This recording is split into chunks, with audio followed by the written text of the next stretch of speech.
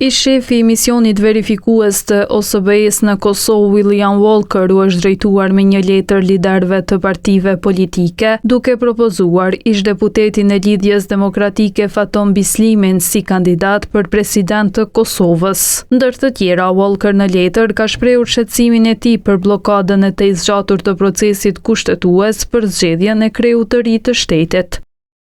Kam dëgjuar emrat e disa kandidatëve të mundshëm. Të gjithë meritojnë të merren në konsiderat, por sipas vlerësimit tim, asnjëri prej tyre nuk i përmbush në tërësi aftësitë, përvojën dhe profilin personal që kërkon posti i presidentit. Prandaj, më lejoni të propozoj një emër, Faton Toni Bislimi, e njoh prej shumë vitesh.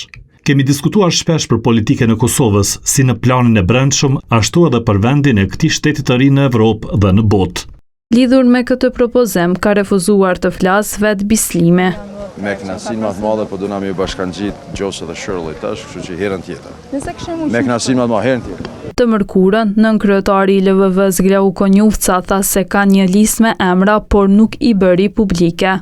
Lëvizja vetë vendose, unë vetëm po them që është gati. Kryeministri Kurti është gati, emrat i kemi, por nuk mund t'i ndoj këtu me juve. Më vjen keq, sepse pastaj do ta humbte kuptimin pastaj procesi negocimit. Edhe LDK-ja besoj që së shpejti do t'jetë gati, sepse javën e kaluar kryetari Abdi Xhiku tha që kjo javë do t'jetë java në të cilën ata do të takohen.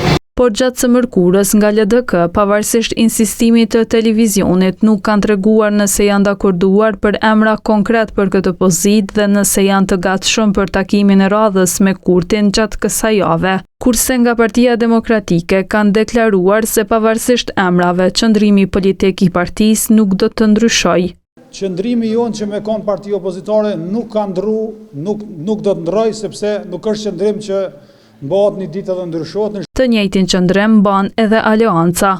Aleanca ndihmon me bë kvorumin parlament nëse 6 vendimet kryesore janë të zotuara se do të zbatohen. Lëvizja vetëvendosje nuk po propozon kandidat për kryetar të kuvendit pa arritur marrëveshje politike me parti tjera për të siguruar së paku 80 vota për presidentin e ri.